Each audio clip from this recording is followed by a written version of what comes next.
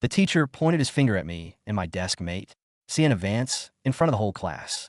The finals are in a week. What was the point of stealing the mock exam papers? Tell me who was the mastermind in my previous life. I immediately raised my hand and took all the blame. When I got home, my father beat me so hard I couldn't walk for a week. But I thought I had won the girl. We went to the same university, got married right after graduation, and had a daughter. I spent 30 years believing I was the luckiest man alive. I never expected that on my daughter's wedding day. When I showed up as the father of the bride, I would be kicked out of the venue. Sienna and my daughter looked at me with pure disgust. You have no right to be here. Jensen Blake is my real father. My daughter spat. Sienna looked at me with eyes as cold as ice. You were drunk last night and already signed the divorce papers. House and the company are mine. Now, you're leaving with nothing. Don't ever show your face near us again. I walked away in a daze, my mind spinning, only to be crushed by a speeding truck. When I opened my eyes again, I was back at the moment it all started. This time, I looked the teacher straight in the eye. Sienna was the mastermind. She took the papers, and I didn't even look at them. My recent high scores are the result of my own hard work. Sienna probably thought I would play the hero again. She blurted out instinctively, "Teacher, don't blame Leo Miller." Wait, what did you just say? I was the mastermind. Her eyes widened in total disbelief as she stared at me. I nodded firmly yes. She begged me to steal the papers, because my mother promised her that if she ranked in the top 3, our family would sponsor her entire tuition for Harvard. In this life, I'm done being their doormat. While Sienna was still stunned, I continued. She wasn't the only one who saw the papers. Jensen Blake saw them too. If you don't believe me, teacher, give the 3 of us a new set of questions right now. Sienna's tears began to fall. Instantly started sobbing uncontrollably. Teacher, forget it. If he says it was me, then it was me. I'm just a poor girl with no status. No one will ever believe me anyway. She turned and ran out of the classroom, cried her eyes out. The classroom erupted. My classmates started pointing fingers at me. Leo Miller, you're a monster. You've been at the bottom of the class for years. No one believes you suddenly jumped to the top 10. You definitely stole those papers. Exactly. Sienna is so sweet and vulnerable. How could you hurt her like that? I'm ashamed to even sit in the same room as you. Your lie doesn't even make sense. Sienna is a straight student. Why would she need to steal anything? Do you think we're idiots? I ignored their barking and looked at my teacher. Do you believe me? His face turned dark, and he slammed a textbook against my chest. Leo Miller, call your parents right now. Not only are you throwing dirt on a young girl, but you're also framing a student from another class. You're a sociopath in the making. I won't let you get away with this. I need to have a serious talk with your father about how he raised such a delinquent. It was my turn to be shocked. No matter how I explained, the homeroom teacher refused to listen. Even the other teachers in the office joined in, taking turns to lecture me about integrity. I eventually shut my mouth and just stood there, waiting for my dad to arrive. Soon, my father walked in with my mother trailing behind him. The moment they stepped through the door, tears I couldn't control streamed down my face. I ran up and hugged my dad tight. Dad, Mom, I missed you guys so much. My dad turned red and pushed me back. My mom didn't know why I was crying, but she reached out and wiped my tears, her heart aching for me. The teacher gave them a summary of my crime. Before my dad could say a word, I held out my hands. Dad just hit me? I deserve it. My dad froze. His hand didn't move. Instead, he asked in a low, dangerous voice, "Tell me your version, exactly what happened." So I told him everything from the beginning to the end. Suddenly, Sienna burst into the office sobbing. She threw herself in front of me as if protecting me. "Mr. and Mrs. Miller, please don't hit him. Punish me instead. I was just so desperate to go to college and get the scholarship that I lied." My heart skipped a beat. Why did her attitude change so fast? Then Jensen Blake rushed in, grabbing her arm and shouting, "Sienna, why are you taking the fall for him? I don't care how close you are. You shouldn't ruin your reputation for this loser." But in the next second, Sienna actually kicked him hard in the shin. "Get away from me. This is none of your business." "Mr. Miller, I'm serious. I made Leo do it. Please don't hurt him." I was stunned. A ridiculous thought flashed through my mind. To my surprise, my father coldly interrupted the drama. "Enough. Stop the show. When did I say I was going to hit my son? Are you trying to provoke a fight between us?" Sienna was speechless. "No, sir. My dad waved her off. Whatever. Whether you get punished is the school's problem. You don't need to tell me." "Mr. Kim," my dad said, looking at the teacher, "I believe my son. If you're going to pin this on him without a proper investigation, then let's go to the principal's office. Or maybe the Board of Education." My eyes welled up again. I was moved. Mr. King didn't expect my dad to be so aggressive. The sudden shift in my dad's attitude left the teacher stuttering and awkward. The English teacher stepped in to play peacemaker. "This is a big accusation. Maybe we should let the school investigate thoroughly before we assign blame. The kids go back to class for now." The homeroom teacher took the exit strategy and nodded. Before leaving, I turned to my dad. Dad, I don't want to stay for classes today. Can I go home with you? He actually agreed. He signed me out right in front of the teacher and took me home. When we got home, my mom cooked a huge feast. My dad even let me have a beer with him. I asked him, Dad, why did you believe me? He glared at me. I know my own son. If you're going to steal exams, you would have done it years ago, instead of being at the bottom of the rankings for 4 years. I'm a Miller. I can scold my son all I want, but I'll be damned if I let some stranger frame him.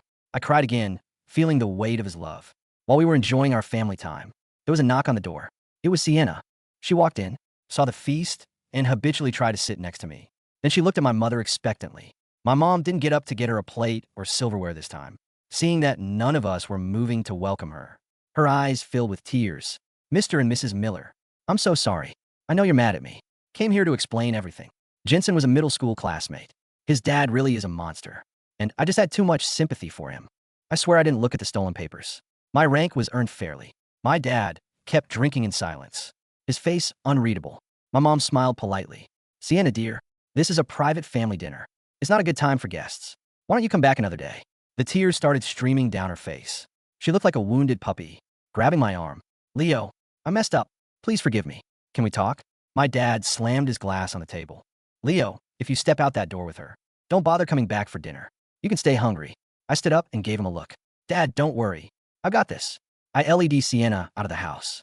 Once we were outside the apartment building, she hesitated for a long time. Acting shy, I snapped. If you have something to say it.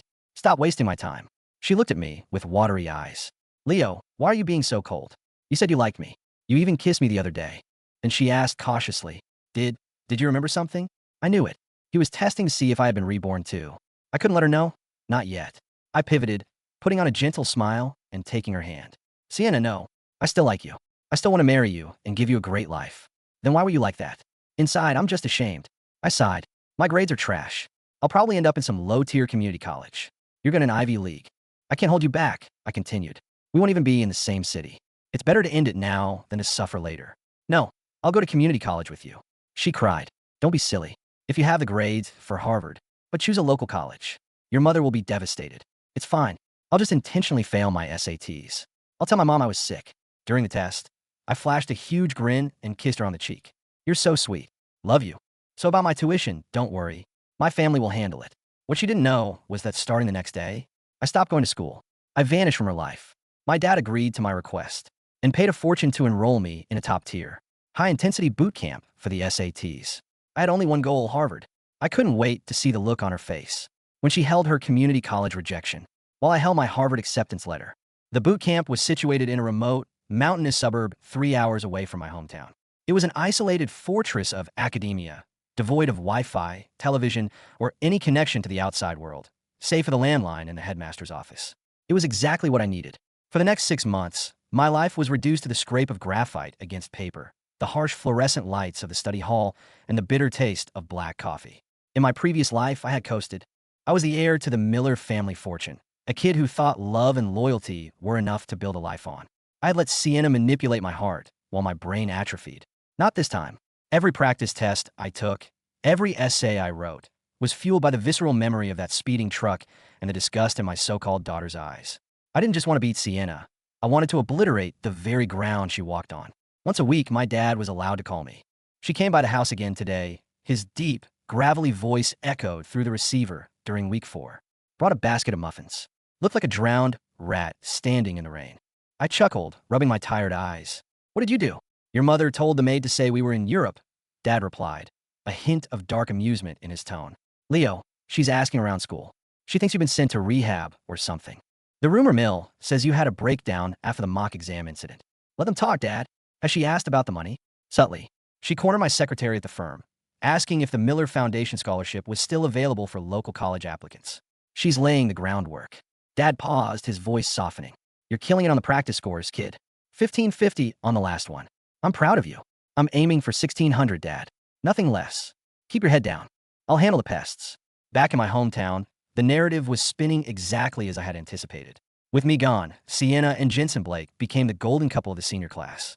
They paraded around the hallways, their tragic love story amplified by my sudden disappearance. I was the wealthy sociopath who had tried to frame the poor, brilliant girl and had been exiled by his ashamed family. I could easily picture Sienna. She must have felt like a god.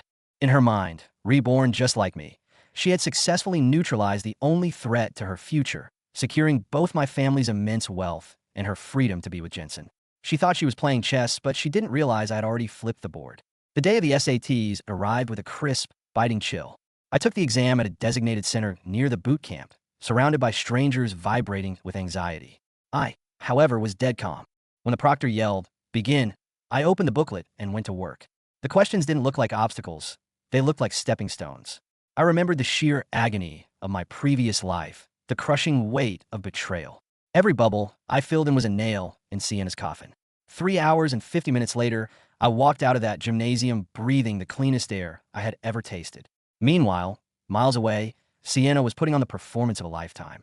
According to the private investigator my father had hired, just to keep tabs on Jensen's notoriously shady family, Sienna walked into her testing center looking pale and distressed.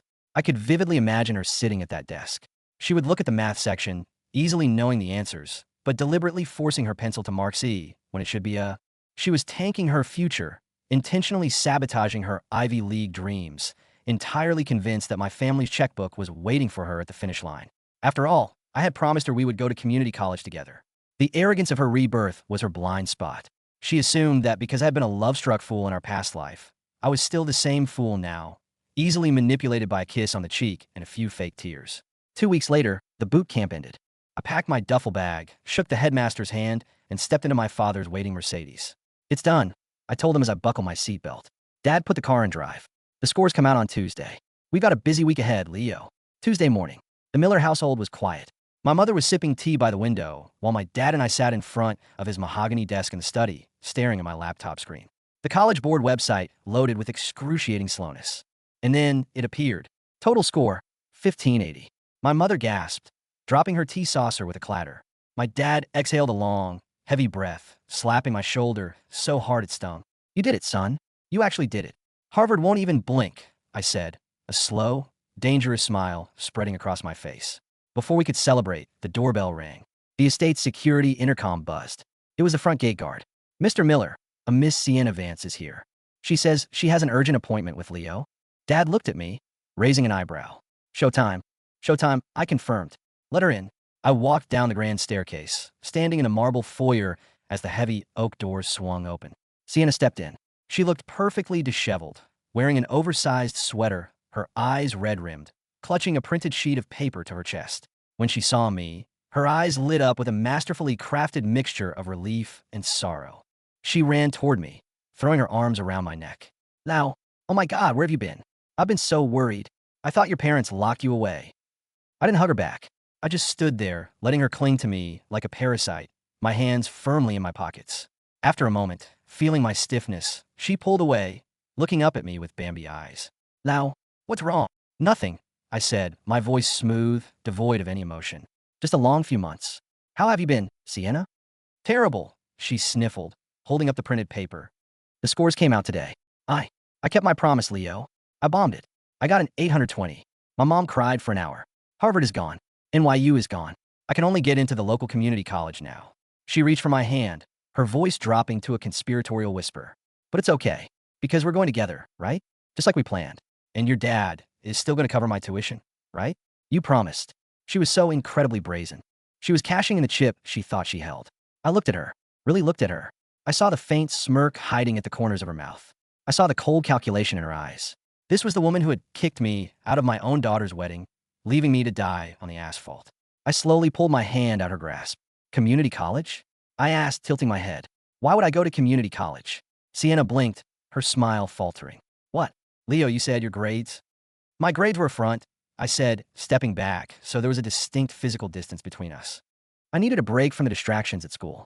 Specifically, the distraction of people like you and Jensen trying to use my family." Her face went pale. "Leo, what are you talking about? Are you okay? The trauma from your dad hitting you." "My dad never laid a finger on me," I interrupted, my voice slicing through the grand foyer like a scythe. "And I never stole those mock exams. But you know that, don't you, Sienna? Because you and Jensen planned it. You needed my mother's scholarship, but you also wanted to ruin my reputation, so I'd be isolated, dependent entirely on you."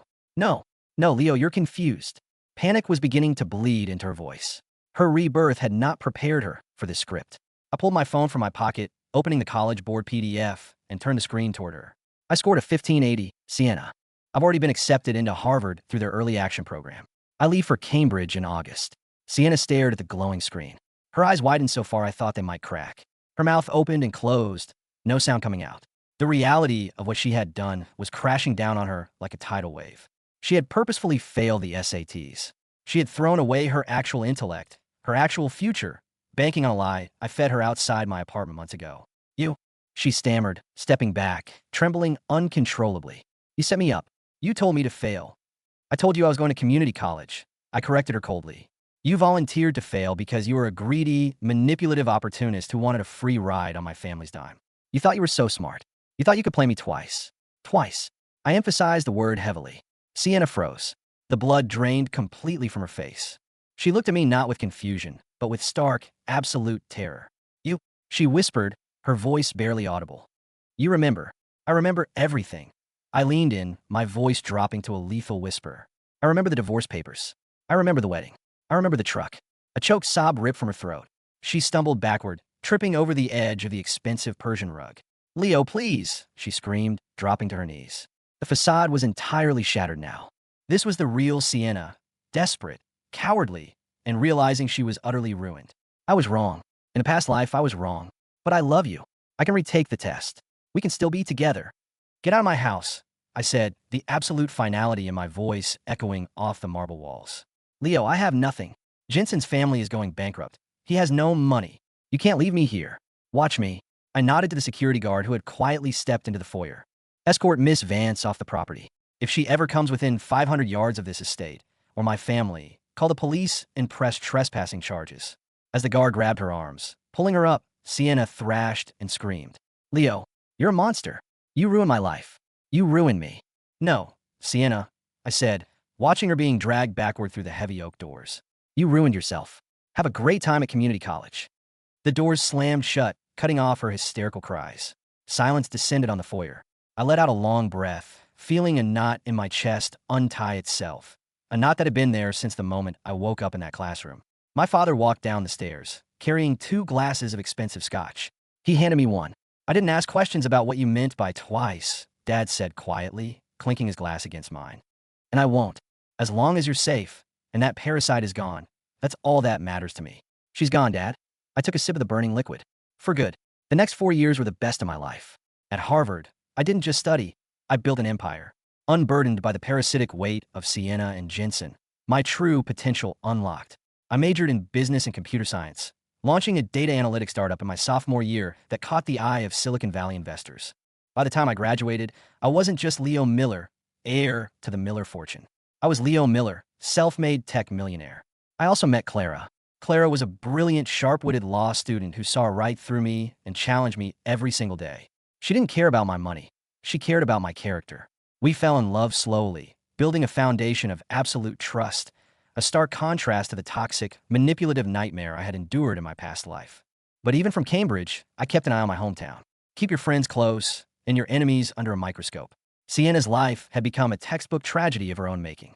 Without her Ivy League prestige, her narcissistic mother essentially disowned her. She went to the local community college, but her arrogance alienated everyone. She thought she was better than her peers, yet her grades slipped because she couldn't handle the depression of her self-inflicted failure. She clung to Jensen Blake, but Jensen was an anchor made of lead.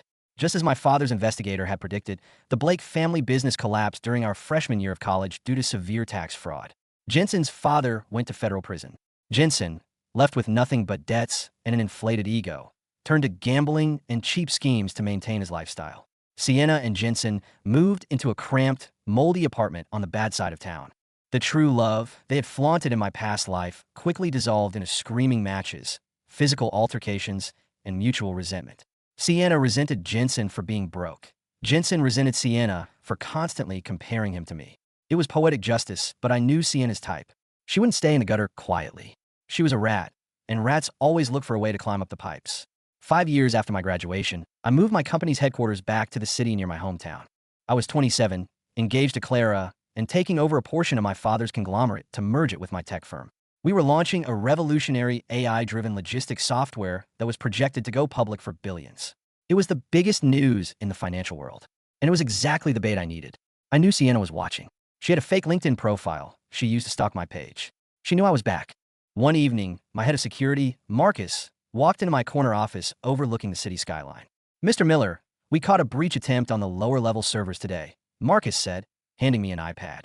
"Someone tried to use an old vendor login to access the beta code for the new logistics software." I scrolled through the logs. "Did you trace the IP?" "Yes, sir. It's clumsy work. Traced back to a public library on the south side. But we pulled the security footage from the library." Marcus tapped the screen, pulling up a grainy video. A man in a hoodie was hunched over a public computer, typing frantically. When he looked up at the clock, his face caught the camera. Jensen Blake, looking gaunt, desperate, and unshaven. "He's trying to steal the code," I murmured, a slow smile forming. "He wants to sell it to our competitors to pay off his debts." "Should I call the police, sir?" "No," I said, handing the iPad back. "Open a back door for him." Marcus blinked. "Excuse me?" "Create a dummy file. Label it as the master source code. Fill it with a heavily encrypted virus that looks like proprietary data, but is actually a tracking beacon and a total system wiper.